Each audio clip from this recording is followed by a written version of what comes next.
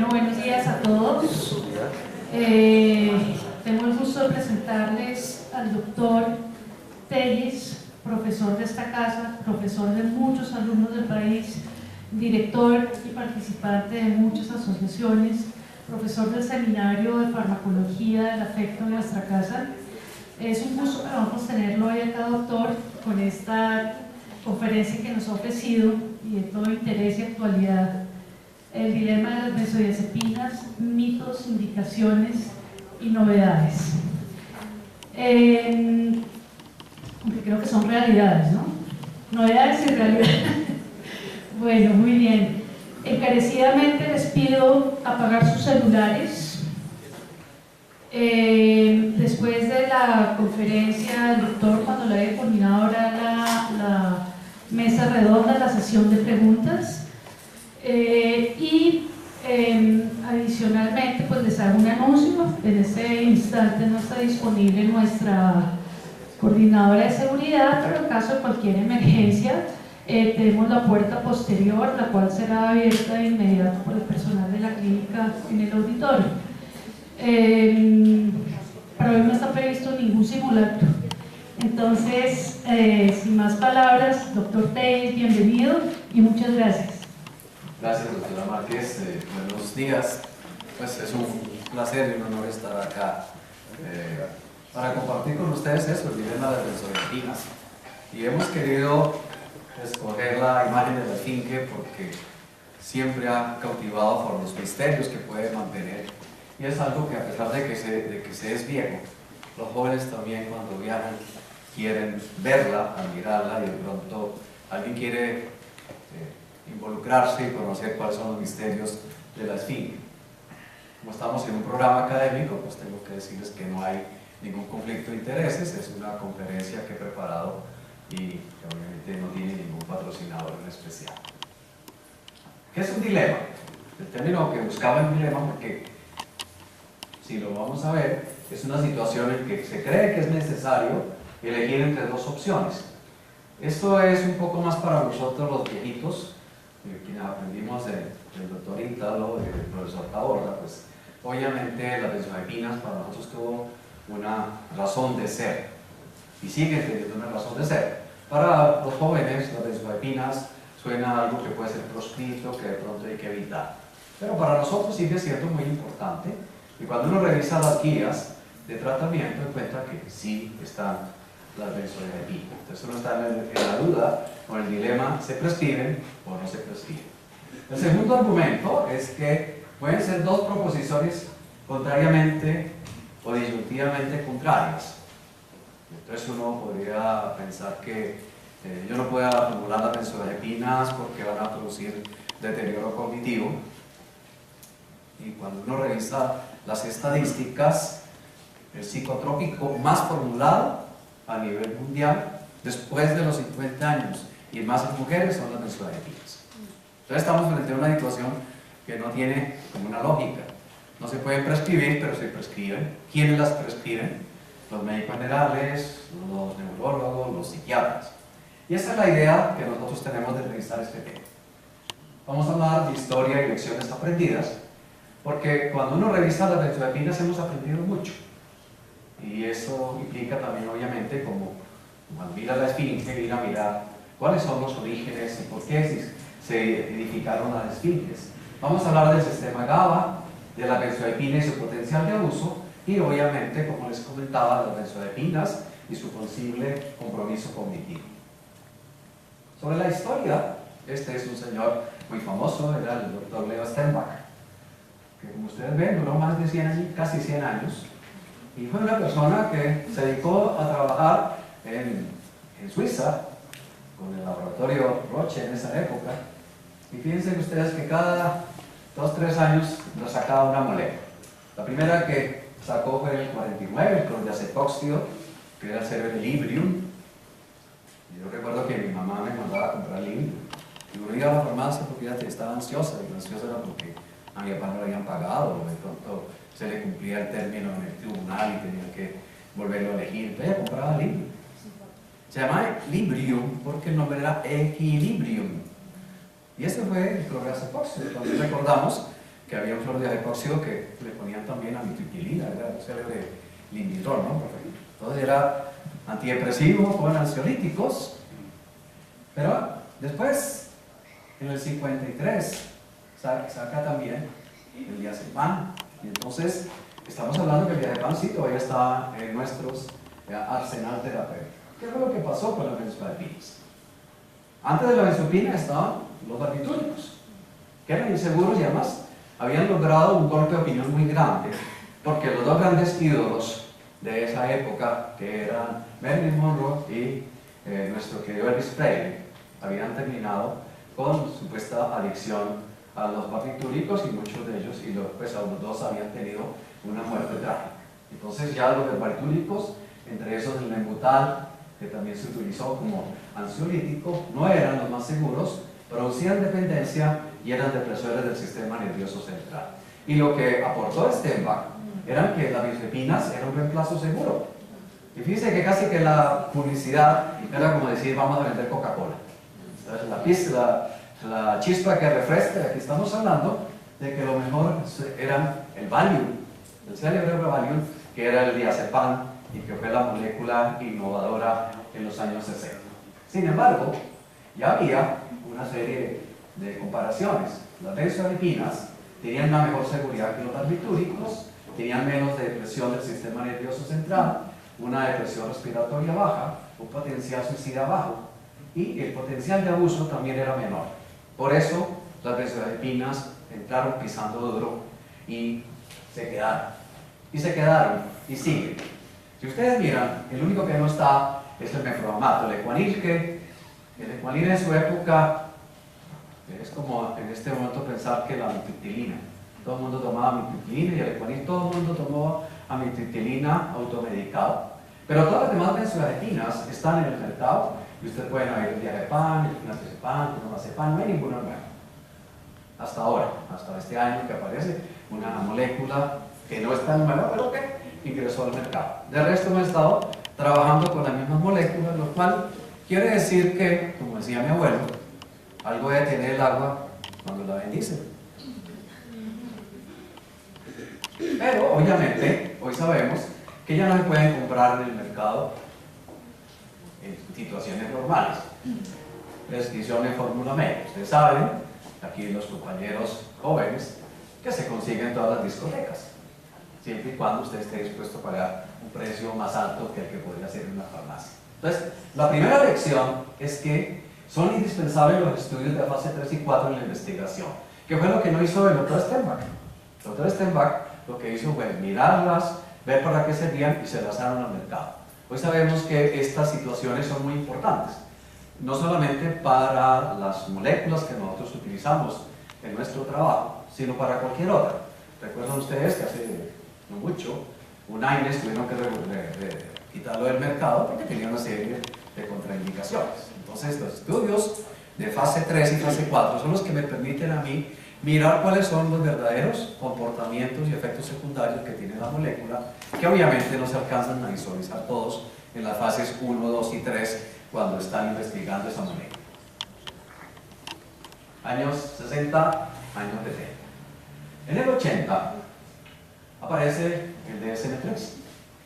El DSM-1 y el DSM-2 estaban montados sobre las teorías de Aldous Meyer, pero en el DSM-3 aparece un sistema descriptivo basado en datos empíricos, ya no estaba montado sobre una teoría, incluye criterios definidos para el diagnóstico, se aleja de las teorías psicodinámica y freudiana, que eran las que estaban en ese momento en boga, e incluye el diagnóstico en psico-ex. Esto implicó mirar al paciente en forma longitudinal e implicó aceptar lo que venía mirando desde el principio de ese siglo, en 1900, 1905, nuestro querido amigo Kremer. Y entonces el DSM-3 cambió no solamente los términos, se abolió neurosis de ansiedad y se llamó trastornos de ansiedad, que incluía trastorno de ansiedad generalizada, trastorno de pánico y trastorno obsesivo compulsivo. Hoy sabemos que el trastorno obsesivo compulsivo, hoy sabe que el DSM-5 lo cambia, y había trastornos fóbicos, agorafobia, fobia social, fobia simple. Pero también incluyó trastornos somatomorfos, histeria de conversión, ya todavía se tenían algunos términos que estaban ligados obviamente a lo que se estaba utilizando, que eran las teorías freudianas y dinámica, y el estrés postraumático que estaba aparte. ¿Qué implicó eso? El Sheehan, David Sheehan, que ustedes lo ven, es tal vez una persona que se reinventa lo que quiere y que además es una persona maravillosa, es un excelente conversador. Está seguro que si usted está por ahí, si encuentra Sheehan, se sienta con usted y habla. Este colega que se ha venido reinventando, ¿qué encontró? Que estaba lanzando, en este tiempo Absalom, estaba lanzando el Xanax que ustedes conocen, y entonces resolvió ver pacientes con dosis adecuadas y estandarizadas del Xanax o el alprazolam, utilizando los criterios diagnósticos del DSM-3. ¿Y para qué? Para tratar el trastorno de pánico. Entonces estábamos haciendo ya muy diferente. Si apareció el Xanax en el 81, ya lo que están hablando es benzodiazepinas de segunda generación, de vida media corta o vida media, tituladas en dosis fraccionadas, frente a un cuadro clínico que era un cuadro clínico estandarizado también. Y eso permitió entonces ver cuál era el verdadero comportamiento. Esa es la razón por la cual ustedes los jóvenes, después de 35 años, todavía encuentran el alprazolam en el tratamiento del trastorno de pánico, de la ansiedad. ¿Qué es lo importante? 10 años después, más de 8.000 pacientes y en 84 estudios ya en un metaanálisis están diciendo que el trastorno de pánico respondía a las benzodiazepinas. ¿Cuál es el problema? Que había que darlo, como lo decía Sheehan, a dosis adecuadas por tiempos adecuados. Cuando nosotros empezamos a darle de pronto un pedacito solamente por la mañana y otro por la tarde y no tenemos en cuenta la vida media, el paciente a esta hora está pensando que tengo ansiedad y es lo que se llama la visión del reloj. Se me va a acabar y ya viene este momento y a qué hora me tengo que tomar la próxima dosis. Segunda lección, ya entonces es importante la farmacocinética, cómo se comportan las moléculas en el organismo y el perfil terapéutico de cada fármaco. Ya se nos complicó la cosa porque no es solamente dar el fármaco y no saber cómo funciona. Con este preámbulo entonces vamos a hablar del trastorno de ansiedad y el sistema GABA. Aquí ya viene otro problema. El sistema GABA es como el glutamato. El glutamato está en todas partes. Sabemos que es el gran activador, que cuando el glutamato se altera tenemos las crisis de manía, que muchos de los pacientes en crisis de agresión de esquizofrenia también tienen el sistema glutamatérgico alterado, que la demencia está alterado el sistema glutamato, pero no sabemos cómo utilizarlo ni cómo manejarlo. Todavía tenemos una discordancia entre lo que sabemos de las farmacodinámica y cómo se utilizan en la clínica o en la terapia. ¿Qué sabemos de los trastornos de ansiedad? Son los más prevalentes, la fobia simple, casi el 10%, unos porcentajes muy altos, pero cuando uno viene en su consulta ve muy pocas fobias simples. Parece que estos pacientes o no consultan de otra forma. Pero el trastorno de pánico sí es alto, la fobia social y los trastornos de ansiedad generalizada. Edad de aparición muy temprana en los trastornos de ansiedad. Los pacientes consultan ya cuando están con síntomas severos y obviamente regularmente el tratamiento es obligatorio. Pero ¿qué es lo que estábamos diciendo y que les comentaba al principio? Es que más del 50% de los pacientes en Estados Unidos, de los pacientes que tienen trastornos de ansiedad generalizada, tienen benzodiazepinas. Y entonces tendríamos que pensar que el sistema amígdala-GABA es el gran protagonista de esto. Aquí tiene la amígdala que tiene varios núcleos, pero esta amígdala tiene que recibir información de la corteza sensorial, también tiene comunicación con la corteza sensorial a través de la corteza prefrontal, y hay una serie de conexiones entre estos dos núcleos. Sabemos que la amígdala es el gran protagonista de los trastornos en cuanto a la situación del miedo, de la ansiedad anticipatoria, que tiene una acción por sí misma y que tiene obviamente unas conexiones con el eje hipotálamo adrenal. Entonces hace un momento estábamos hablando de la ansiedad anticipatoria que todos tenemos cuando estamos frente a cualquier circunstancia. Llámese un partido de fútbol, presentar una conferencia, hacer una entrevista, y donde hay un eje hipotálamo adrenal que está activado. Especialmente el sistema simpático, y uno lo siente, puede haber taquicardia, sudoración, tensión muscular, tengo que moverme, no puedo concentrarme. Y esta corteza subgenual, que es la corteza prefrontal, que es lo que llamaríamos la parte consciente, que dice, hombre, estás tranquilo, respire, no va a pasar nada, puede ir a mirar otras situaciones. Y la corteza subgenual es la que siempre nos va a decir si esa situación de ansiedad, de miedo, de amenaza es válida o no es válida. El problema de los trastornos de ansiedad es que la amígdala se dispara sola, es como cuando la alarma del carro se dispara sola y yo empiezo a buscar cuáles son las causas y la alarma sigue disparada. Y al final, pues obviamente vamos a tener una hiperactividad de la amígdala y una corteza subgenual que se agota. Por eso el paciente al final en trastorno de ansiedad generalizada le tiene miedo a todo, especialmente hacia el futuro. Esa es la gran diferencia con la depresión. En la depresión, yo soy el culpable, estoy muy mal hoy, en cambio en el trastorno de ansiedad es todo lo que puede pasar. El futuro se vuelve incierto, aunque siempre el futuro es incierto, pero aquí es una situación casi continua y con mucha angustia, con un compromiso del sistema nervioso autónomo, y eso hace que entonces la situación sea muy dolorosa para el paciente y que también comience a interpretar inclusive los mismos síntomas físicos que está teniendo, como puede ser la sudoración. Empiezo a tener sudoración, ya estoy nervioso, voy a estar peor, y comienzan lo que ustedes ven en la clínica, todos los chequeos que se pueden hacer sobre un solo síntoma, llámese la taquicardia, llámese la misma angustia, la percepción que tiene a veces de que tengo la mente embotada y el gran temor a perder el control. Entonces, este sistema amígdala-GABA, el GABA entonces es el que va a manejar la forma de disminuir la actividad de la amígdala. Ustedes ya lo conocen, que funciona a través de interneuronas. Ni siquiera hay una vía GABAérgica. Hay una serie de interneuronas que lo que hace es poder manejar la producción de los diferentes neurotransmisores, y no solamente uno.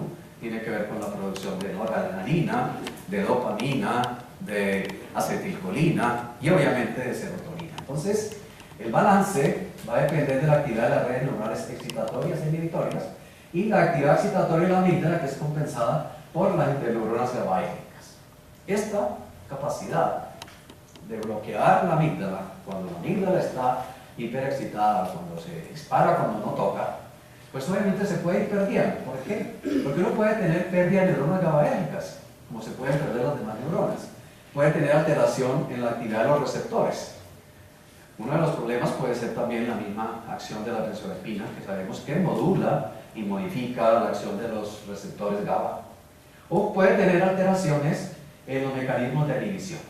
Y entonces, podríamos decir varias cosas. La primera, yo puedo tener alteraciones de las neuronas GABA, y entonces ustedes han visto cómo los pacientes con autismo tienen unas crisis de angustia tremendas. Es una tal vez de las grandes urgencias de los pacientes de los niños autistas. Cuando tenemos un accidente cerebrovascular, después del accidente cerebrovascular, los pacientes quedan con unos niveles de ansiedad muy altos. Y entonces decimos que es que quedó de pronto muy temeroso de lo que pasó y, como decía, mató el tigre y se asustaba con el cuervo, ¿no? Se alteró las neuronas GABAérgicas. En el estrés crónico, con razón, ya lo sabemos. Y obviamente en el trastorno de estrés postraumático. Pero también puede ser en el envejecimiento. Por eso los trastornos de ansiedad van creciendo y van siendo mucho más frecuentes, sobre todo los síntomas ansiosos y sobre todo los síntomas que sabemos que el paciente, en la medida que vamos envejeciendo, tiene más síntomas físicos que la misma ansiedad. Y entonces obviamente aparecen las benzodiazepinas como una alternativa de tipo terapéutico adecuado. Pero el sistema amígdala-GABA está influenciado por varios neurotransmisores. El primero lo sabemos, nuestros colegas jóvenes han pasado porque o lo han probado, o los colegas o los amigos también lo han probado. Y es lo que está de moda ahora, como la marihuanita puede ser una situación muy importante para bajar la ansiedad. Ya lo sabemos, entonces se puede manejar de tipo social, ya estamos perdiendo el miedo a la marihuana. Entonces algunos pueden parar, ya. Sabemos que no es la marihuana en sí, obviamente es su acción sobre los receptores cannabinoides. Ya sabíamos que la serotonina también puede tener un efecto en doble vía sobre el sistema GABA.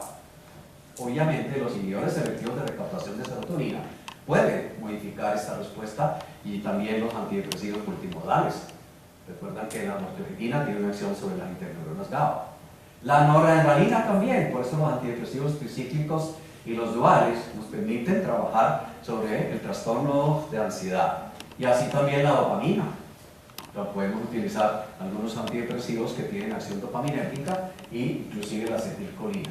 Y hoy están hablando también de que pueden haber, y así están investigando, algunas sustancias que actúen directamente sobre los iones sensoriales ácidos que podrían entender mejor las respuestas sin tocar los demás neurotransmisores.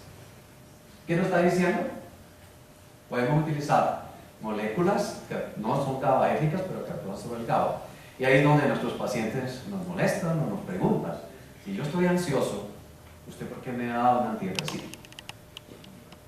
Yo no estoy deprimido, porque lo primero que hacen es mirar al papá Google, y papá Google les dice: es un antidepresivo. Entonces aquí hay algo que comenzamos y quiero compartir con ustedes, es cómo la Asociación Europea de Psiquiatras ha comenzado a entender que los fármacos no los podemos seguir hablando en función de para qué sirve. Y el ejemplo que ellos colocan es que yo voy a donde mi cardiólogo y mi cardiólogo me formula Metaloxoc, pero no me dice que es una antidepresivo. Lo está utilizando como una droga para bajar la presión, es cierto, pero está utilizando un mecanismo que es la inhibición de tal cosa, ¿cierto? Igual si nos formulan los sartán. Entonces tenemos que pensar que lo que yo voy a utilizar es la acción de tipo GABAérgica que tiene la molécula, porque usted tiene un trastorno que puede tener. Igual nos pasa con la quetiapina. Dice que la quetiapina usted la formula y el paciente dice: pues yo no estoy psicótico, pero lo que estoy utilizando no es la acción de la dopamina, sino la acción que tiene esa molécula sobre el transportador de la noradrenalina. Entonces la tercera lección es que los trastornos de ansiedad son producidos cuando se altera el equilibrio entre la actividad excitatoria de la amígdala y los mecanismos de inhibición del GABA. Por eso estamos utilizando las benzodiazepinas. Cuando hablamos de trastornos de ansiedad, el problema es bien complejo. Fíjense que después de 16 años, este estudio, este gráfico del doctor Kent no ha cambiado mucho. Tenemos una amígdala que puede estar hiperactiva, que está frenada por la corteza prefrontal medial, que es la que me permite a mí saber qué tanto miedo tengo. Pero ahí también juega otro problema, y es el temperamento. ¿Qué tanto yo evito el peligro? Yo creo que con el profesor Taborda nos iríamos a Rusia de pronto con Héctor Mora, pero no nos iríamos con Pirri. Tal vez no, pero bueno, pero alguno de ustedes se iría con Pirri y no les gustaría irse con Héctor Mora a visitar Rusia porque le voy a parecer tipo bien aburridor, no tiene la cuestión. Entonces, esa percepción del peligro nace con nosotros. Hay niños que la mamá tiene que estarlos parando continuamente porque tienen dificultades para y se suben y todas las cosas. Entonces, aquí tenemos ya también eso, esta corteza prefrontal tiene que funcionar con la serotonina. Entre más impulsivo sea, más riesgos va a tener y de pronto más posibilidades tiene de presentar algunos trastornos. El segundo ya lo salimos, el hipocampo. Ahí guardamos nuestras memoria. Cuando usted ha pasado por situaciones difíciles, seguramente va a quedar con miedo de volver a pasar por ahí. Yo creo que ustedes lo han visto también. Nuestros pacientes depresivos no quieren volverse a deprimir y comienzan a pensar: ¿cuándo me puedo volver a enfermar? El problema es que ellos están con la cuestión de que si me vuelvo a enfermar no voy a ver médico porque me hospitalizan, no tengo que volver a tomar droga. Pero ellos viven con la ansiedad de cuándo vuelvo a tener otra crisis. El hipotálamo, que es la respuesta de tipo vías autonómicas, respuesta de tipo hormonal, pero también la respuesta del sistema simpático. Y entonces yo puedo tener una hiperactividad del sistema simpático que me produzca ansiedad. Ustedes lo van a ver. Pacientes con síncope vasovagal. Ya están cayendo, tienen ansiedad, tienen taquicardia y no tienen un trastorno de ansiedad. El locus coeruleus, que es el que produce noradrenalina. El GABA, que actúa sobre la región crispera-acueductal, es la que hace que nuestros pacientes sientan que no puedo respirar, que me falta el aire, y no es que yo tenga problemas de cornetes o no, sino que simplemente tengo la percepción de que me voy a ahogar. Y obviamente todo lo que me llegue de información desde adentro de mi cuerpo, que sería lo propioceptivo, y que pasa por el tracto solitario y llega al tálamo sensorial. Entonces nuestros pacientes con trastorno de ansiedad tienen muchos síntomas físicos, siento que me voy a desmayar, sentí como un nudo en el estómago. Todos esos síntomas van a ser transformados en la posibilidad de que aparezca la ansiedad. Y si aparece el síntoma, obviamente comienzan a aparecer los trastornos. Tratamiento de los trastornos, ya los decíamos, en el 63, todo era benzodiazepinas, pero el sustrato neurobiológico de los trastornos de ansiedad lo conocemos, pero no hay un fármaco específico. Y ese es el gran conflicto que tenemos, o por lo menos la gran dificultad que tenemos al abordar terapéuticamente a nuestros pacientes. En el 82 apareció la buspirona y pensamos que iba a ser la panacea, funcionaba por todos lados, lo que estudios mostraron, hoy ya no está en el mercado. La sertralina, en cambio, sí. La sertralina aparece en el 2002, y en el 2002 ya había un estudio que fue el del Dr. Nichols, que ya hizo un primer estudio y hizo un primer metaanálisis. Y todos sabemos que la sertralina se utiliza en los trastornos de ansiedad, es bien tolerada, no tiene problemas de tipo cardiovascular. Pero el problema, entonces lo vamos a tener,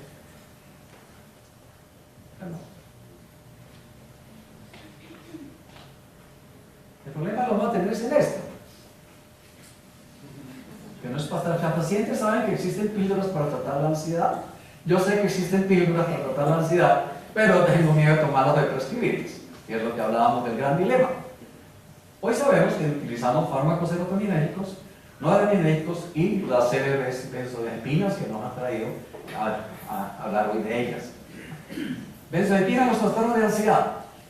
Cuando ustedes revisan las guías, tiene un efecto ansiolítico en el corto plazo, un efecto hipnótico en el corto plazo, rapidez de acción y pueden prescribirse en necesidad. Gran ventaja, rapidez de acción, que no tienen los demás fármacos que actúan sobre el sistema GABA. Y el paciente lo que quiere evitar es que me quiten la ansiedad. Y ella sabe cómo se la quita. El porrito me la quita rápido. La cervecita me la quita rápido. Y es más, yo me puedo convertir, ahora que están de moda las cervezas artesanales, en un gourmet de las cervezas artesanales para quitarme la ansiedad. Están indicadas en el trastorno de pánico, trastorno de ansiedad generalizada y trastornos de estrés postraumático. ¿Qué sabemos hoy? Que no se pueden prescribir en monoterapia. Ninguna guía dice que se trabaje en monoterapia. 2. Hay que evaluar el potencial de adicción, pero más adelante vamos a ver que el potencial de adicción no es de la molécula, sino también de quien la va a consumir. La prescripción es corto, pero aquí ya viene un problema. 2 a 8 semanas, si yo estoy esperando que actúe el inhibidor selectivo de recaptación de serotonina, no me da tiempo de evaluar la respuesta terapéutica. Yo creo que en esto nos pasa con los colegas endocrinos. Ellos vienen midiendo los niveles de TSH, pero apenas usted tiene el nivel de TSH normal, le baja la dosis. A la próxima cita que va, después nuevamente le mida, no, ya se le subió, entonces viene subiendo, viene bajando los niveles. Hay que darle tiempo a que se estabilicen los resultados terapéuticos y eso tenemos que hacerlo con todos nuestros pacientes. Yo creo que no solamente los nuestros de trastornos de ansiedad o de psicosis, sino con todo tipo de pacientes.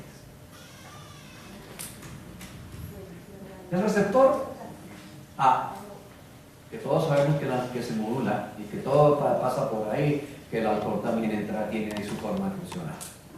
¿Qué es lo que me llamó la atención de esta revisión? Una de estas revisiones es que los receptores están en todo el cerebro. Y que, por ejemplo, los receptores del GABA A tienen que ver con el equilibrio y la movilidad. Entonces yo puedo entender ahora sí, porque tengo dismetría cuando tengo un efecto secundario con una benzodiazepina. O por el contrario también, con algunos síntomas cerebelosos como el temblor pueden disminuir con las benzodiazepinas. Pero también esto es importante. Fíjate que el receptor alfa 3 tiene que ver con los trastornos de alimentación. O sea, ponernos a pensar, si es la lesión del receptor, simplemente estamos mirando una parte del problema. Hoy sabemos que los receptores están en todas partes del cerebro y que es un poquito mucho más complejo, porque es mucho más complejo la situación. Sin embargo, hoy podemos decir que lo que se acepta es que el receptor alfa 1 tiene un efecto hipnótico, sedativo y anticonvulsivante. Entonces, algunas benzodiazepinas tienen todos los 3 efectos. El baño. ¿Sí? Otras tienen un efecto ansiolítico porque tiene un predominio alfa 2, posiblemente anticonvulsivante, sí, sedación. El clonazepam podría ser. Otras tienen efecto solamente sedativo. y otras tienen efecto solamente ansiolítico. Entonces yo tengo que saber qué es lo que puedo prescribir o cómo lo estoy prescribiendo, y eso entonces nos lleva a pensar que cada benzodiazepina tiene un perfil farmacológico único que yo debo conocer y que va a depender de la vía de administración, de la absorción, de la duración de la acción y las interacciones farmacológicas. O sea, no es que hay que proscribir, sino saber prescribir. Se debe tener en cuenta la duración de la acción. ¿Qué tanto tiempo va a estar? Picos y valles. Si yo le doy una benzodiazepina de vida media corta, a las 2 horas ha pasado la acción. Y entonces se va a quejar de que amaneció bien, se tomó la primera benzodiazepina y a las 10 de la mañana tiene sueño. Entonces, ¿me voy a dormir o no sigo trabajando? Pero a las 2 estoy ansioso. Entonces tengo que buscar y saber utilizar las vías de cada una de las benzodiazepinas. Los trastornos de ansiedad y las benzodiazepinas, todos como decíamos, tienen una razón de ser y los riesgos son muy altos, ¿no? Cada uno tiene sus propios riesgos. Vamos a tener síntomas físicos adversos, síntomas cognitivos adversos, síntomas adversos afectivos, síntomas conductuales, inclusive otros síntomas que pueden ser los riesgos de la lactancia. Pero también tenemos una serie de alternativas. Las alternativas van a depender no de la acción de las benzodiazepinas o la respuesta a las benzodiazepinas, sino el esquema terapéutico que yo haya creado. Puedo utilizar las benzodiazepinas de entrada por un tiempo corto, mientras actúan las otras medicaciones que vamos a utilizar, y obviamente ya no puede pensar que la psicoterapia es un tratamiento alternativo al uso de benzodiazepinas. Es simplemente algo que tiene que estar ahí. Si yo tengo un problema, tengo que aprender a hacer por lo menos cambios en el estilo de vida que me permitan disminuir la acción sobre el sistema simpático. Cuarta lección: las benzodiazepinas son coadyuvantes en el tratamiento de los trastornos de ansiedad. No son monoterapia, pero son unos coadyuvantes muy importantes. Igual que utilizamos nosotros los analgésicos en cirugía o los analgésicos en cualquier otra intervención. Tienen unas benzodiazepinas que tienen un perfil farmacológico único, y ese sí es una obligación conocerla para poder también saber cuándo lo prescribo y en qué condiciones. Ya entrando a los dos puntos que veíamos que nos ponen a veces a pensar sobre las benzodiazepinas. El primero es el potencial de abuso y el segundo lo que tiene que ver con los aspectos cognitivos. Entonces, este es el potencial de abuso. Este es un estudio del doctor Degenat. Degenat es el que se inventó este cuento que les estaba hablando de poder utilizar los diferentes psicofármacos de acuerdo a su acción y no a su indicación. Y fruto de sus primeros estudios reunió a 2.500 psiquiatras del Reino Unido y les preguntó: ¿cómo ve usted de qué moléculas la utilizan para el placer, para que produce dependencia psicológica o produce dependencia física? Y ustedes ven que el uso de las benzodiazepinas para el placer pues no es tan fácil. Que nadie le toma una benzodiazepina para pasarla bien. Nadie toma una benzodiazepina porque está ansioso. En cambio usted, la heroína sí la puede utilizar supuestamente para el placer. No sé si eso produce placer en una sola dosis. En cambio, sí aparece la dependencia psicológica con muy poca dependencia física. Pero son mucho más adictivos el alcohol, los barbitúricos, el tabaco y la cocaína que la misma benzodiazepina. Ese punto es importante, porque cuando vamos a hablar del perfil de adicción, las benzodiazepinas siempre las estamos utilizando nosotros a dosis bajas con prescripción médica. Entonces lo que nos está diciendo es que las dosis altas que son de abuso no son de prescripción médica. Y eso está dado, entonces, ¿por qué? Porque no tienen un uso recreativo y, sobre todo, cuando son prescritos a más de 2 meses. Que serían los que podrían tener esa opción de hacer un potencial de abuso. Y vamos a mirar la realidad. La realidad, este es un estudio del 2002, donde todos los que fueron a un servicio de emergencia en Estados Unidos miraron si usted estaba abusando de benzodiazepinas. De los 100, solo el 22% tenían abuso de benzodiazepina sola. Eran los pacientes nuestros, eran pacientes que llegaron allá solos, pero la mayoría de las veces el abuso de benzodiazepinas es con 1, 2 o 3 más drogas. O sea, estamos hablando de que hay una poliabuso y no está en eso. Otro punto importante: Miren los estudios. Del 2002 al 2015, las benzodiazepinas, el abuso de benzodiazepinas no ha subido. A pesar de que prescriben mucho. Pero, mira esto.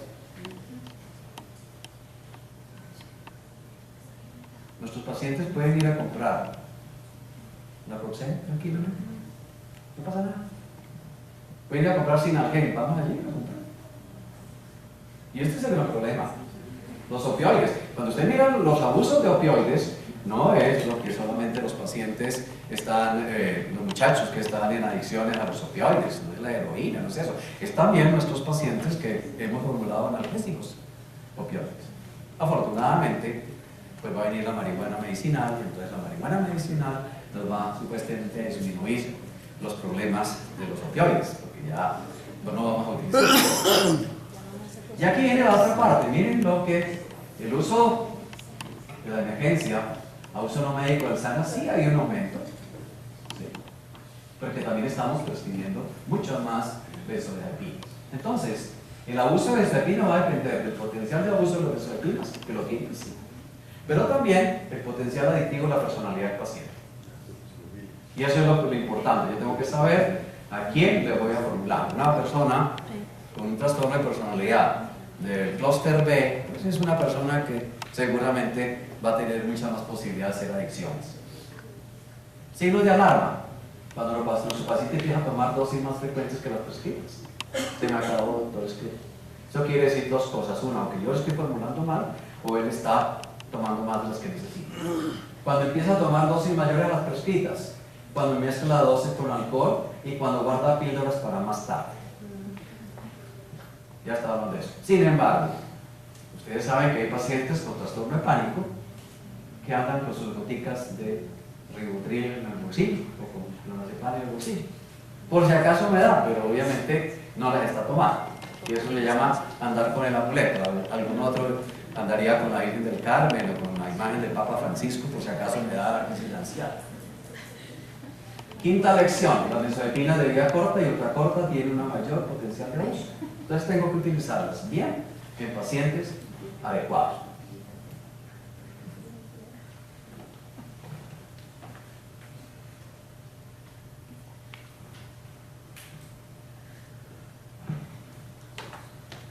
Y el último punto de esta revisión que hicimos, vamos a mirar las benzodiazepinas y compromiso cognitivo. El problema es la cognición.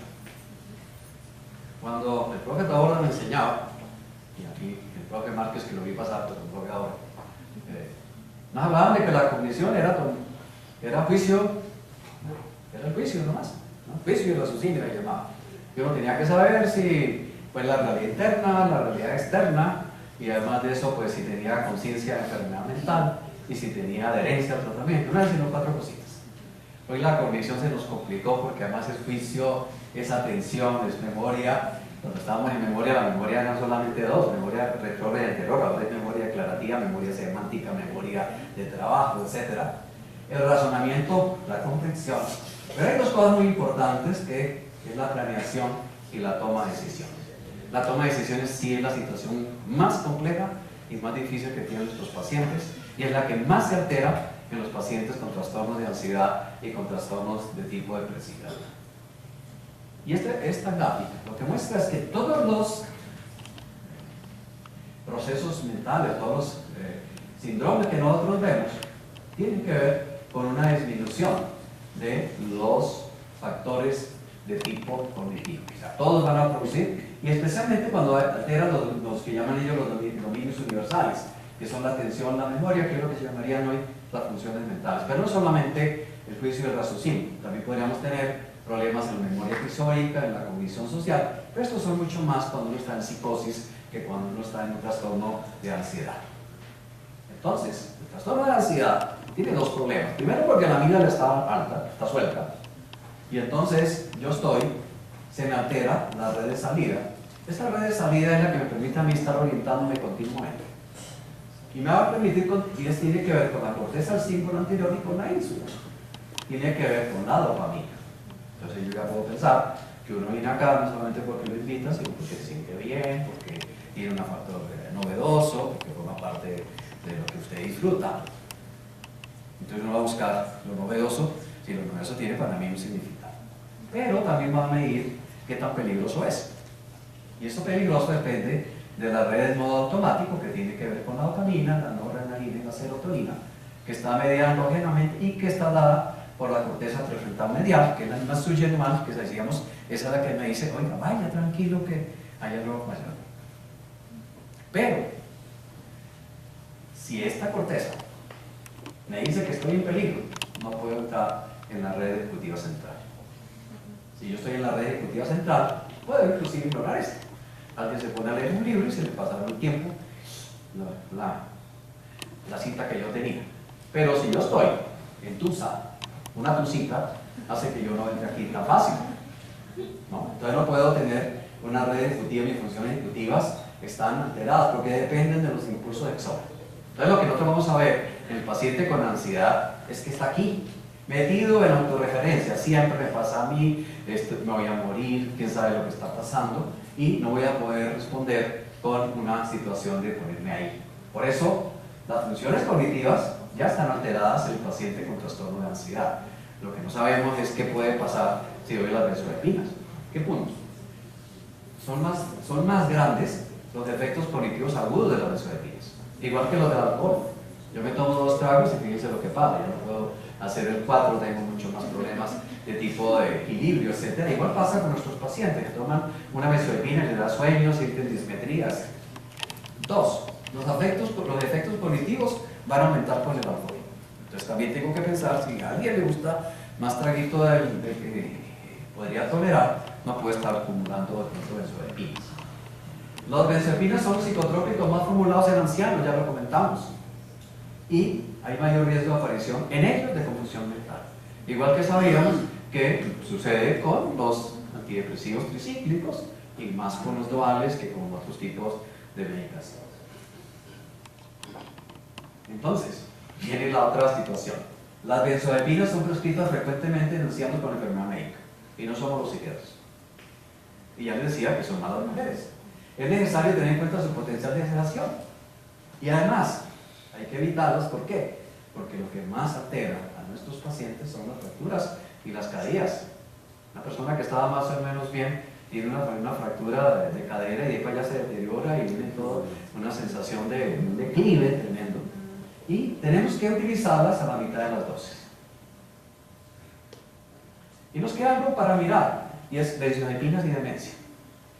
Las benzodiazepinas, y los pacientes nos dicen, doctor, es que esto me va a producir Alzheimer.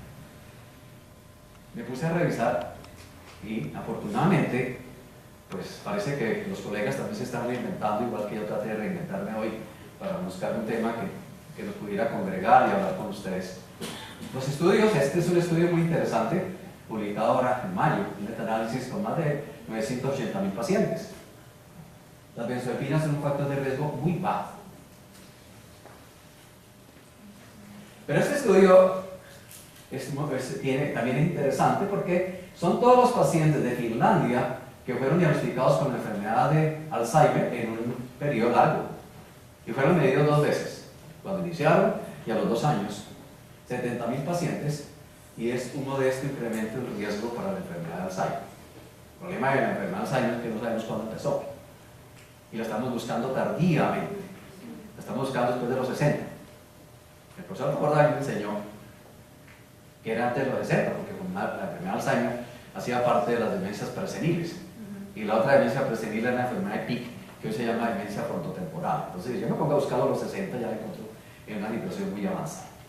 Y este estudio, que es el del Dr. Gray, de hace 2 años, con 33.500 pacientes, dice que el riesgo es realmente mayor en personas con exposición baja de benzodiazepinas.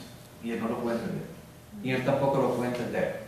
Los pacientes que estaban tomando dosis mayores de benzodiazepinas tuvieron menos progresión hacia la enfermedad de Alzheimer que los que estaban tomando dosis bajitas. Lo cual quiere decir que no sabemos todavía por qué se produce la enfermedad de Alzheimer. Y esto nos lleva entonces a pensar que las benzodiazepinas tienen alteraciones cognitivas agudas, que son las que realmente sí son ciertas y tenemos que evaluar, y que tenemos que andar con cautela en los pacientes de tercera edad. No solamente porque hay un riesgo de adicción o de abuso, sino también porque hay riesgo de caídas, porque hay riesgo de confusión.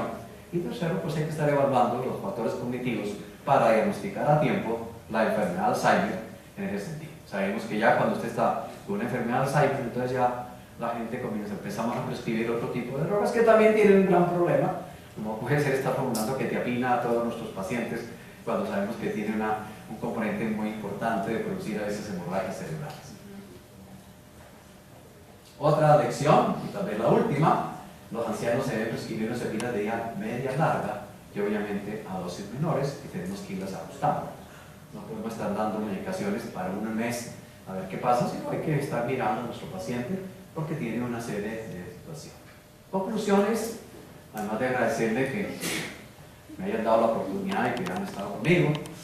La amígdala juega un papel primordial en monitoreo y expresión de la conducta emocional. No sabemos todavía muchos elementos del sistema límbico. Los trastornos de ansiedad son resultado de la pérdida de la actividad inhibidora de las interneuronas GABA. Es un sistema amplio, grande, que hasta ahora estamos tratando de comprender, sobre el cual hemos tratado y hemos manejado muchas sustancias. Los trastornos de ansiedad son los más prevalentes, se inician en edad temprana y obviamente ocasionan marcado sufrimiento en el enfermo. Los tratamientos van a depender de diferentes guías, dicen que las benzodiazepinas están indicadas a dosis cortas, por un tiempo corto, y obviamente no en monoterapia. Las benzodiazepinas deben ser prescritas como medicación coadyuvante, pero también es importante tener en cuenta que hay un potencial de abuso, no solamente del fármaco, sino también del paciente.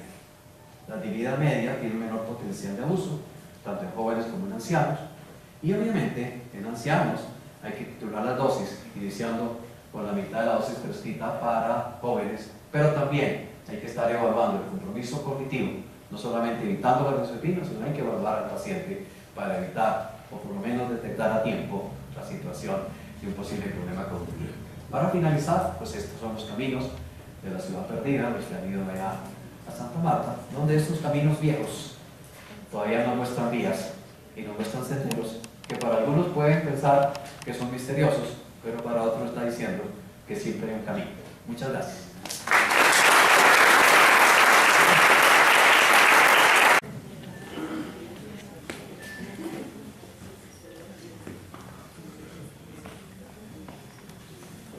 Bueno, bienvenidos a la sesión de preguntas. Muchas gracias, doctor Telles, por la conferencia. Voy a aprovechar que tengo el micrófono y voy a hacer un par de preguntas. Hablaba usted del tiempo de uso de las benzodiazepinas, hasta 8 semanas, que es como lo que dicen las recomendaciones y los libros, con el problema de el inicio de efecto, por ejemplo, de un inhibidor selectivo de la recaptura de serotonina, en el que eventualmente pues hay unos estudios que nos dicen, digamos que lo clásico es que uno de estos medicamentos inicie su acción alrededor de 2 semanas, pero hay unos estudios que nos dicen que hay que esperar más, que no todos los pacientes responden a las 2 semanas, incluso más de 8 semanas. Entonces quisiera si nos puede dar un comentario sobre eso. Si los límites son simplemente eso, límites. Las barreras en la frontera no son estáticas, se mueven. Porque no solamente a veces las moléculas se mueven al actuar, sino que a veces un inhibidor selectivo de recaptación de serotonina de entrada puede producir un aumento de los síntomas de tipo ansioso, unas respuestas serotoninérgicas muy intensas y que se van a repetir cada vez que el paciente tiene una acción de tipo serotoninérgico. Entonces tenemos que utilizar medicaciones a un tiempo prudencial. El segundo punto es que no son 8 semanas y suspenda. Es posible que tengamos que ir ajustando la dosis. A veces el paciente está ansioso, pero todavía siguen los temores de volver a recaer. Hay muchos factores que tienes que darle de aseguramiento para que el paciente sienta que sí está mejorando. Y de pronto hay que ir reduciendo dosis y de forma paulatina. Cuando se va a mirar a reducir una dosis que está dando 3 veces al día, se va a gastar casi un mes por lo menos para poder disminuirla y llevarla a una sola dosis por la noche. Entonces ya En ese sentido, es como dicen, el ojo clínico, la experiencia que se tiene de que usted pueda manejar la situación. Que, como siempre sabemos, lo mejor es ayudar sin hacer daño. Si yo suspendo bruscamente una benzodiazepina, igual ya aparece la ansiedad, estoy produciendo una situación de reforzamiento negativo para el paciente y la impresión de que esto no mejora y puede inclusive llevar a situaciones de desesperanza aprendida. Entonces tengo que ir despacio y pensar que lo importante es no utilizar la inmunoterapia. 2, hay que saberlas quitar y retirar en el momento adecuado. Cuando el paciente ha crecido, y yo no creo que uno le quita las muletas al paciente después de la cirugía de rodilla. Uno después le pone el bastoncito y poco a poco lo va llevando hasta que usted sea capaz de funcionar. Nuestro amigo James todavía no juega bien, tiene que rehabilitarlo. Entonces, si nos gastamos un tiempo para manejar un pinzamiento femoral o el sóleo, pues ¿cuánto nos gastaríamos por manejar las vías del cerebro? Va a tener que ir un poquito más despacio.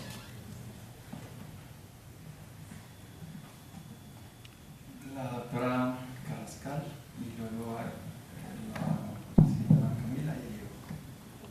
Pues doctor Telles, primero agradecerle infinitamente su conferencia, siempre es muy grato escucharlo y pues usted sabe que esta es su casa, ¿no?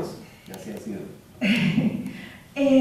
Quería preguntarle sobre los dilemas que yo creo que todos manejamos entre la necesidad de usar estas moléculas que pues históricamente conocemos más, son muy bondadosas, tienen unas indicaciones específicas, pero también la parte de miedos que tenemos a esas dependencias, que yo creo que los psiquiatras como que somos más prudentes, los médicos generales en general como que las dan mucho más y las prescriben más que nosotros, pero voy también en los trastornos de sueño, específicamente, usted hoy tocó mucho la parte de trastornos de ansiedad, pero las formulamos mucho en trastornos del sueño. Hoy día tenemos más herramientas, pero las seguimos usando y en la población mayor yo creo que son las moléculas que eventualmente damos más que otras, ¿no? Y a veces nos quedamos como con el dilema de, pues si esta persona no va a dormir, pues de pronto prefiero que tenga la adicción a que sí, porque las damos no por los tiempos precisos, sino por mucho más tiempo. No sé, como ese tipo de dilemas, ¿usted qué piensa? ¿Cuál es su experiencia? Gracias, doctora, por la bienvenida, por hacerme sentir bien en casa y por la pregunta. Ese es otro dilema y no lo quise tocar porque tiene otros bemoles. El primero es que nosotros no siempre hacemos un buen estudio de lo que es insomnio. Entonces los muchachos nuestros dicen que no duermen, pero es que lo pasan en internet, entonces lo que tienen alterado es el ciclo. Entonces no van a dormir, así yo le doy la medicación a cualquier hora. El segundo punto real es que ¿qué es el insomnio? ¿El insomnio es que no puedo conciliar o es que tengo un insomnio, un sueño muy corto? Y lo cierto es que nosotros no tenemos moléculas para prolongar el sueño, ninguno. O que la prolongue y no al día siguiente yo me sienta somnoliento o me sienta guayabado. Ese es el otro problema grande. Entonces, ahí sí, los viejitos tenemos una ventaja y ustedes yo sé que también la usan, es que el sinogancito sigue siendo muy bueno para prolongar el sueño. Entonces uno tiene que mirar, ¿voy a prolongar el sueño o voy a poner a dormir?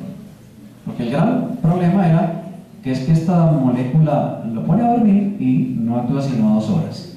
Todos sabemos eso. Pero también sabemos todas las dependencias que hay con las setas. Y este estudio que les mostré de benzodiazepinas y Alzheimer, lo vieron también con las setas. Las setas también tienen un cierto riesgo. Y el paciente se va a quedar porque me pone a dormir tranquilo, igual que hacía mi abuelita que se tomaba una leche con toronjil caliente, pero además de eso le metía su roncito. Entonces ella sabía que dormía bien.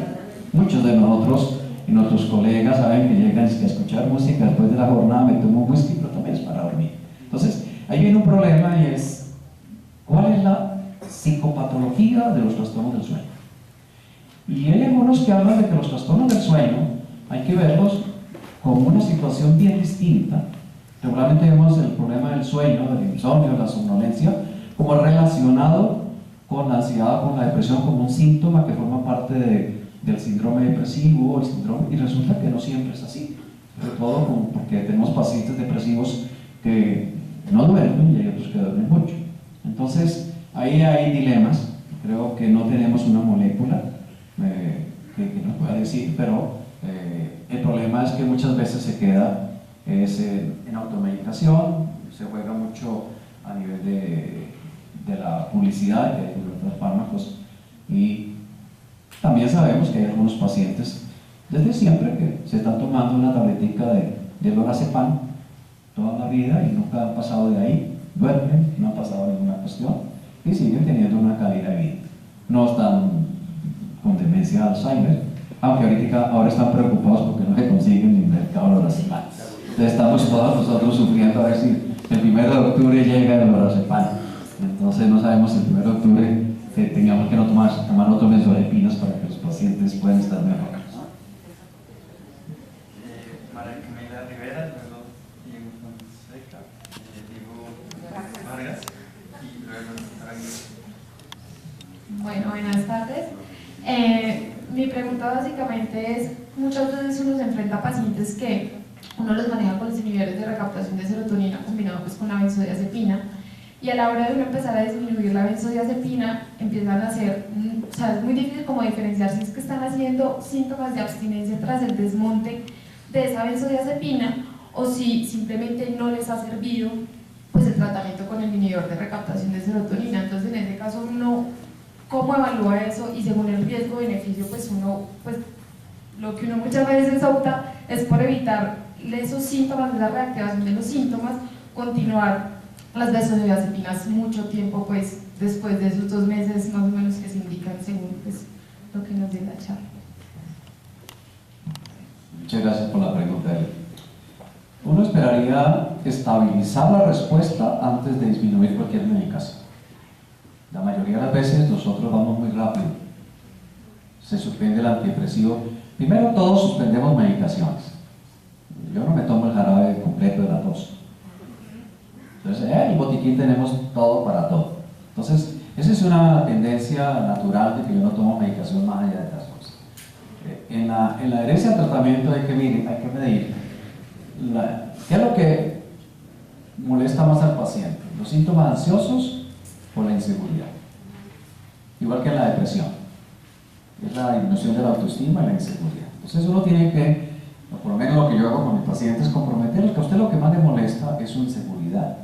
A la larga no es si duerme o no duerme, ¿sí? Porque eso ya pasó. Entonces no puedo bajar las moléculas o empezar a disminuir hasta cuando no haya una respuesta que esté estable y empezar a bajar. Y obviamente puede empezar a bajarla dependiendo de la benzodiazepina que esté utilizando. Por lo tanto, ellos ya saben que se le está olvidando con frecuencia la dosis del mediodía. Se me olvida, entonces empecemos a bajar eso. Tal vez la que va a costar más trabajo es, hay unos síntomas que están caracterizados por la angustia en la mañana, que son los que se despiertan temprano, que tienen el cortisol de la mañana alto. Esos pues obviamente le van a tener miedo a amanecer angustiados. Entonces, en esos pacientes, puede ser la última que yo voy a quitar. Y hay otros que tienen el cortisol de la tarde alto, que tienen dificultad para quedarse dormidos, que empiezan a sentirse angustiados, será que esta noche si duermo, quién sabe qué va a pasar. Entonces en ellos, lo que voy a tener que bajar de último va a ser la dosis de la noche. Pero eso lo va dando cada paciente. Pero lo importante es que no intentes antes de hacer eso. Segundo, les comentaba anteriormente, cuando empiezan a sentir ustedes los síntomas, póngale otra vez a pensar que cognitivamente viene la sensación de catástrofe de que voy a volver a estar enfermo. Entonces tengo que decirle, vamos a empezar a bajar las benzodiazepinas. Seguramente es un ensayo. Si nos sentimos mal, la volvemos a poner, no pasa nada. Yo lo que pienso es que si tienes una buena respuesta terapéutica, manténgala y empiece a bajarla lentamente. Comentaba antes de empezar la charla, cuando usted va a una corrida de toros, espero que le haya muchos antitaurinos, pero mirándolo en general, los tercios que duran menos son los de banderillas y los de pica. Al final lo que dura es el torero haciendo lo que sabe hacer. Entonces, nosotros debemos hacer eso. Los primeros tercios son cortos, pero lo que hace que nosotros podamos mantener la mejoría en las situaciones y darle al paciente lo mejor es cuando tenemos esa opción.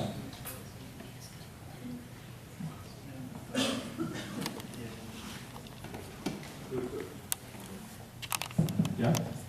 Doctor, bueno, muchas gracias por la charla. Bastante interesante, y yo creo que además del dilema que usted comenta sobre la prescripción en pacientes ancianos o pacientes adultos mayores, yo creo que otro de los dilemas grandes es la prescripción de benzodiazepinas en mujeres embarazadas. Entonces, pues sí me gustaría saber, como pues desde la experiencia y desde lo que conoce acerca de la prescripción de benzodiazepinas en mujeres embarazadas que hay.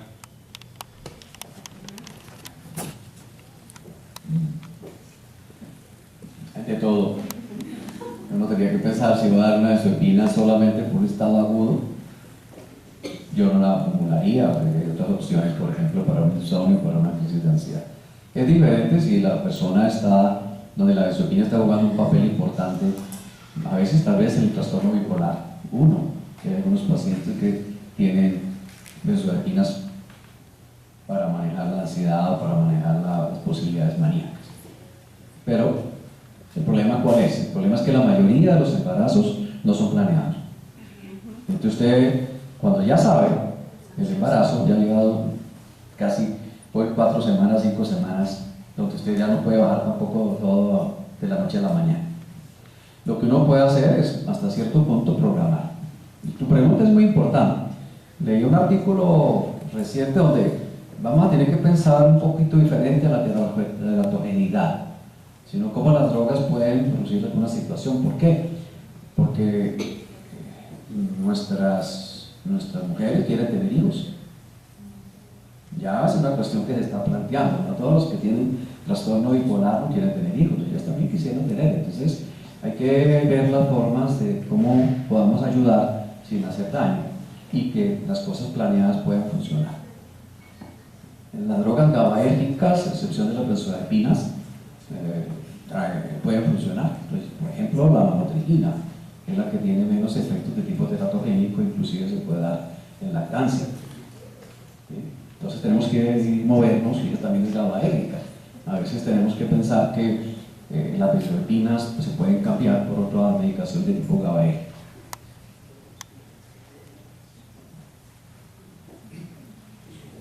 Jorge, muy médica, muy ilustrativa y muy académica.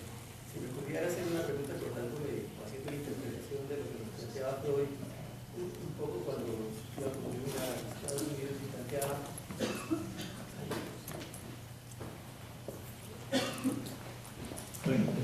una conferencia muy ilustrativa, Jorge, muy médico, muy integral, maravillosa.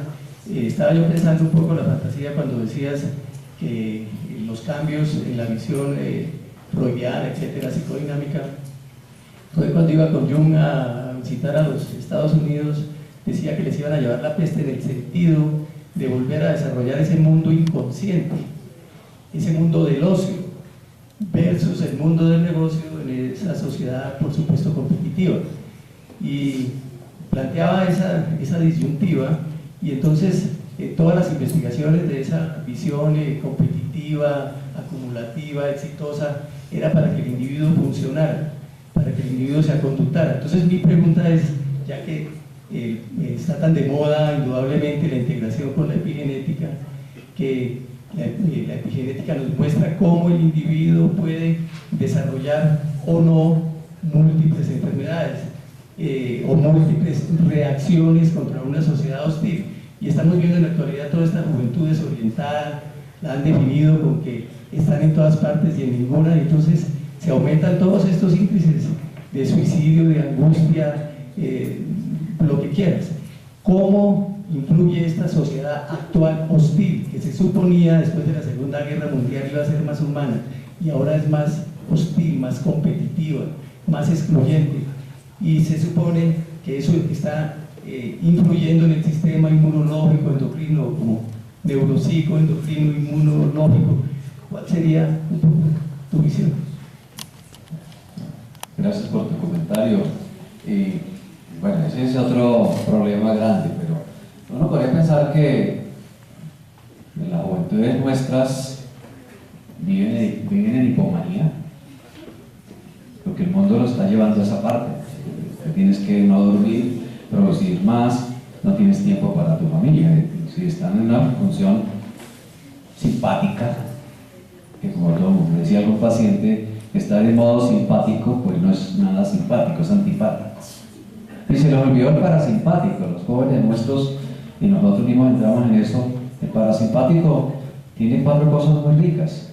Sirve para relajarse, sirve para digerir, no para comer sino para digerir. Los muchachos no están están comiéndose un sándwich mientras están conectados a internet, etc. Nada más sino que usted vaya ahora a donde hay un corrientazo y todo el mundo está comiendo rápido mirando el noticiero de las 12 que no dice nada. Sirve para dormir. Todos los problemas son de cansancio, y si está cansado vive 100, que tome todas las beneficiantes. Y creo que no se le ha olvidado que también sirve para hacer el amor, pero no dan tiempo a hacer el amor. Entonces obviamente es tener sexo y es complicado, pero estamos en una situación donde el problema es económico, y los pobres muchachos están dando lo mejor de ellos, pero están sucumbiendo con otro problema grande, y es que el 40% de nuestros adolescentes o muchachos jóvenes que terminan un estudio no tienen trabajo. Entonces tenemos un problema grande que, como tú lo planteas, más que epigenético también es social y de inequidad.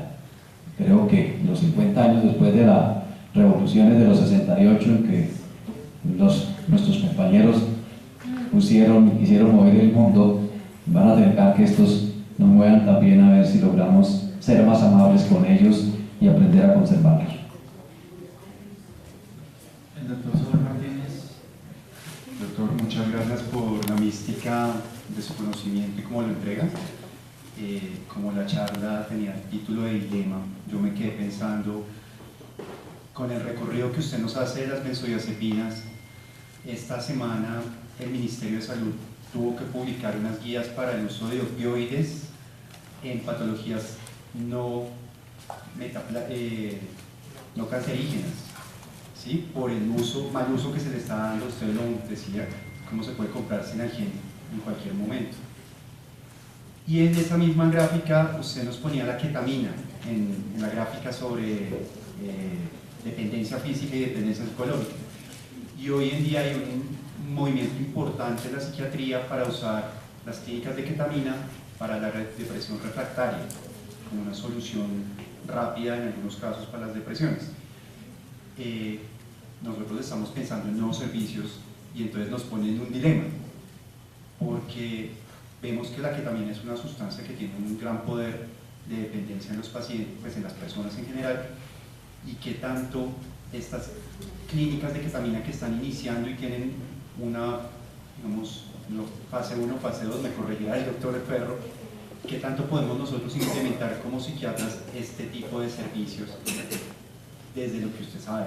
Son dilemas, yo sé que no hay mucho todavía, pero me queda esa reflexión a nosotros como profesionales en salud mental. Bueno, ahí hay varios factores, y cuando uno tiene unos años, el péndulo de Foucault va y viene. Yo tuve que aprender la ketamina como que era su poder de producir psicosis, y cómo no se podía utilizar sino como anestésico en ningún momento. Hoy tiene otras cosas, pero lo que yo pienso que lo que tenemos que es enfocar en el paciente, y otra cosa son las adicciones. La ketamina no va a ser un tratamiento a largo plazo ni continuado. Va a ser como la terapia electroconvulsiva, que la va a utilizar usted en algunas personas a unas dosis adecuadas, mientras se estabiliza la respuesta para tomar su pregunta. Pero después de eso va a tener que utilizar los antidepresivos, tendrá que utilizar la psicoterapia, la intervención de familia, como decía nuestro querido compañero y colega el doctor Aguirre. vamos a tener que mirar los factores epigenéticos, porque tenemos que verlo como un total. Obviamente tiene un riesgo, que no depende de nosotros, sino de la molécula. Que puede ser que algunas personas, obviamente, tengan ese problema de adicción. Pero yo lo veo un poquito más complicado. Y es que las cifras de suicidio que acaba de publicar el Medicina Legal nos está hablando de que casi un 50% de la cifra de suicidio promedio del país, que es 5.72, está producida o está superada por los muchachos entre los 15 y los 30 años. ¿Y ahí qué tenemos nosotros? La depresión, el trastorno bipolar y el consumo de sustancias. Y ese es el gran problema, que nosotros, los tres van a estar coexistiendo y son los que nos llevan a veces a los intentos de suicidio violento, a que son situaciones que recaen continuamente. Y entonces tenemos que pensar de una manera muy distinta. Yo creo que ahí tenemos que trabajar mucho para saber cuáles son los trastornos que empiezan. Segundo, para saber que todos los trastornos tienen la capacidad de recurrir y que vamos a tener que utilizar antirrecurrenciales muy temprano, más temprano que lo que lo estamos haciendo, precisamente para evitar que estemos siempre tratando episodios. Porque al final el episodio lo que hace que nosotros hospitalicemos es por el intento de suicidio, por el riesgo de suicidio. Habrá algunos suicidios o intentos de suicidio que son complicados. La misma doctora Oquendo y su grupo, el grupo del doctor Mann, están pensando en que, y de hecho el DSM-5 lo tiene. Parece que la conducta suicida es independiente y por eso está en todos los... puede aparecer sola sin que usted tenga una depresión o no. Hay pacientes que nosotros llevamos muy bien, en un momento a otro aparece la idea de suicidio, no está deprimido, él siente que no está deprimido, etc. Entonces, creo que nos falta todavía mucho, es muy importante eso, pero yo no tendría temor. Yo creo que cuando usted conoce bien los elementos, se trabaja sobre un buen protocolo y se le da al paciente que tiene, podemos trabajar bien. Otra cosa es la ketamina en la calle, que se busca para otra situación. Pues yo también tengo una que se me quedó en el tintero, una pregunta sobre el comentario que hacía usted al inicio sobre que las nuevas generaciones tienden a no querer mucho utilizar las benzodiazepinas. Y les decía yo a los residentes aquí que en general los medicamentos, y creo que no solo en psiquiatría, en toda la medicina, en general los medicamentos no son muy buenos para la mayoría de las dolencias. Tengo un profesor que nos decía que pues ninguna de las enfermedades humanas se cura, ninguna, algunas infecciones y no todas. Y lo que tenemos es como enfermedades y trastornos que hacen parte incluso de las personas, ¿no? Como que los acompañan toda la vida. Y en ese orden de ideas, personalmente me parece que dentro de los medicamentos que utilizamos, al menos los psiquiatras, es uno de los medicamentos más efectivos que tenemos para los sufrimientos mentales de los pacientes. Es decir, cuando una persona está muy deprimida, uno le dice, vea, vamos a hacer esto y esto y esto, y empiezas a tomar este medicamento hoy, de pronto, en 2 semanas le empieza a actuar, de pronto no. Es decir, eso es pronóstico pues para una persona que está sufriendo. Personalmente me parece pues un poco desesperanzador. Ahora, cuando uno tiene por ejemplo una persona que está sufriendo con ansiedad, que me parece a mí que es una urgencia, y uno tiene un medicamento, una intervención que lo puede mejorar rápidamente, pues a mí me parece que eso es como lo más esperanzador que puede tener una persona en ese momento. Sobre el potencial o el riesgo de demencia de las benzodiazepinas, hace unos años revisamos acá un estudio publicado en el año 2012 tal vez, un estudio de casos y controles en el que cogían los pacientes con demencia y sus controles, y lo que analizaban era buscaban el antecedente o de depresión o de ansiedad y encontraron una asociación positiva. Y referente a los resultados que usted presentaba de las personas que tenían altas dosis de benzodiazepinas versus los que tenían bajas dosis de benzodiazepinas, bueno, lo que discutían estos investigadores en los resultados de las personas que tienen depresión o ansiedad relacionados con el riesgo de demencia es que probablemente la neurotoxicidad de esos trastornos en sí era lo que aumentaba el riesgo de la demencia, que eventualmente podría ser el resultado de este doctor que decía que no encontraba explicación. Es decir, una persona que tiene un tratamiento a dosis bajas de benzodiazepinas probablemente no controle todos los efectos deleterios y neurotóxicos de la enfermedad. Creo que es un excelente comentario y estás tocando todas las aristas del problema. El primer dilema, el primer debate es si seguimos pensando que la depresión y la ansiedad son trastornos independientes, no nos va a ayudar. Tenemos que pensar que están dados por una alteración en un sustrato de un órgano que nunca pensábamos que se enfermaba, que es el cerebro. Además que es el órgano que usted no se toca, usted toca todos los órganos menos el cerebro. La única percepción que teníamos del cerebro eran las funciones mentales. Y sabíamos que si yo voy por la calle y me pegan un ladrillazo, pues sí, me lo arregla el neurocirujano.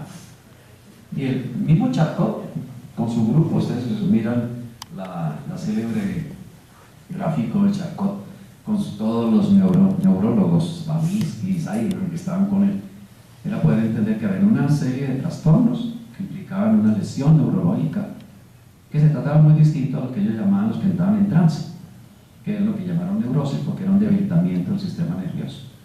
Hoy esos son los que nosotros hablamos. Nosotros estamos hablando entonces de que hay trastornos funcionales y hay trastornos estructurales del cerebro. Los funcionales no van a dañar las funciones, valga la redundancia.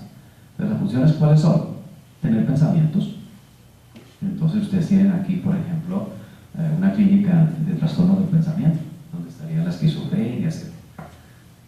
Tendríamos otro que tienen es poder entender e interpretar las emociones. Y entonces hay trastornos del afecto. Y los otros son los trastornos del comportamiento, donde podría caber la adicción, etc. Pero todos están, como decía Aristóteles, la personalidad es el interjuego entre el pensamiento, el comportamiento y el corazón. Entonces no vamos a poder tenerlo diferenciado. Obviamente no se van a curar las enfermedades. Algunas personas tienen un sobreepisodio depresivo y no vuelven a tener. Pero lo que usted pone énfasis es que yo pensaría que no tengo por qué dejar a un paciente llegar a un tercer o cuarto trastorno episodio depresivo. Si yo sé que de entrada una persona que tiene un trastorno depresivo a los 20 años tiene historia familiar de depresión en la familia, además de eso puedo tener el cortisol alto, tiene un abuso en la infancia, pues yo tengo que pensar en cómo creo un tratamiento para evitar que esta persona tenga 3 o 4 episodios, sabiendo de que cada nuevo episodio, como decía el doctor Aguirre, que se nos fue, produce una alteración de tipo epigenético que hace que sea más voluble y alterado ese cerebro. Y tomando lo suyo, siempre los franceses dijeron, seguramente el doctor Ítalo también lo sabía y lo recuerda, es que había una demencias besáricas, que era la parte deleteria de los trastornos mentales, que terminaban en eso, que era muy diferente a lo que había visto Kraepelin, que era la evolución de la demencia precoz en la esquizofrenia. Entonces todo eso, lo que tenemos es mucha información, lo que nos toca es articularla y volverla a mirar. Y es muy importante una cosa, y es poder entrar en la psicopatología. ¿Por qué se crea el síntoma? No cuál es el listado de síntomas para hacer el diagnóstico, sino cómo se crea el síntoma. Entonces ahí juegan los factores genéticos, los factores epigenéticos, las experiencias que se han tenido, las capacidades de afrontamiento y resiliencia del paciente, y eso es lo que hace pensar que entre más nosotros tengamos y conozcamos más el cerebro, como algún día le escuché a alguno de los fundadores de la psiquiatría biológica, más psicoterapia y más intervención vamos a tener que hacer, porque tenemos que enseñar a la persona a cambiar el mundo, a cambiar su mundo, a manejar distinto. Bueno, muchas gracias, doctor Telles, muchas gracias al auditorio. Le damos por seguridad.